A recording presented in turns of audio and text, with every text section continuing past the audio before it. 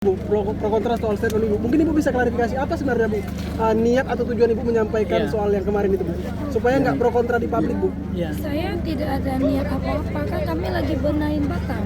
Jadi supaya tidak terjadi, mungkin mereka nggak ngerti ya.